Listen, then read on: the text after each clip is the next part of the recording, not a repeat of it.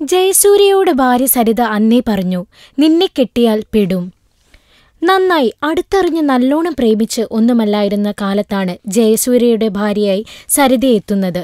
സരിത ജീവിതസഖിയായതോടെ സൂര്യനുദിച്ചത് ജയസൂര്യയ്ക്കാണ്. ശേഷം അഭിനയിച്ച പടങ്ങളെല്ലാം ജനകീയമായി. നായകനായ ജയസൂര്യയുടെ പടങ്ങൾക്കും ആള് കാത്തുനിൽക്കാൻ തുടങ്ങി. സിനിമയ്ക്ക് വേണ്ടി എന്ത് റിസ്ക് എടുക്കാനും ജയസൂര്യ റെഡിയായി. അപ്പോ തിക്കിരി എന്ന ചിത്രത്തിനു വേണ്ടി 30 കിലോ ഭാരം കുറച്ചതും ബ്യൂട്ടിഫുള്ളിൽ അരയ്ക്ക് താഴെ തളർന്നു കിടന്ന് അഭിനയിച്ചതും ആ കലാകാരന്റെ അർപ്പണ മനോഭാവത്തിനുള്ള തെളിവാണ്.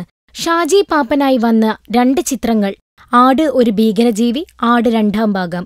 ഇതും കൂടി ഇറങ്ങിയതോടെ സത്യത്തിൽ ജയസൂര്യയുടെ കാലം വെട്ടിത്തിളങ്ങി. ഒപ്പം ഈ ചിത്രങ്ങളിലെല്ലാം ധരിക്കാനുള്ള ജുബ്ബയും മറ്റ് വസ്ത്രങ്ങളും ഭാര്യ സരിത തന്നെ ഒരുക്കാൻ തുടങ്ങിയതോടെ അവരും സിനിമയുടെ ഭാഗമായി. ഇന്ന് ഇരുവരുടെ ദാമ്പത്യത്തിന്റെ 15ാം വാർഷികമാണ്. ആ സുന്ദര മുഹൂർത്തത്തിലാണ് പ്രണയിക്കുന്ന കാലത്ത് പറഞ്ഞ വാക്കുകളുടെ, വാഗ്ദാനങ്ങളുടെ ഓർമ്മച്ചെപ്പ് ജയസൂര്യ തുറന്നത്. 2 എന്ന 1 എന്ന് പറഞ്ഞു തുടങ്ങുന്നതിങ്ങനെ: നമ്മുടെ കല്യാണത്തിനു മുൻപ്, നമ്മുടെ പ്രണയത്തിനു മുൻപ് നീ പറഞ്ഞ ഒരു കാര്യം, നിന്നെ കെട്ടുന്നവള് പെടും മോനെ എന്നല്ലേ. അത് പറഞ്ഞ നീ പെട്ടിതാ 15 വർഷം തികഞ്ഞിരിക്കുന്നു. അതിനിടയ്ക്ക് 2 മക്കളും.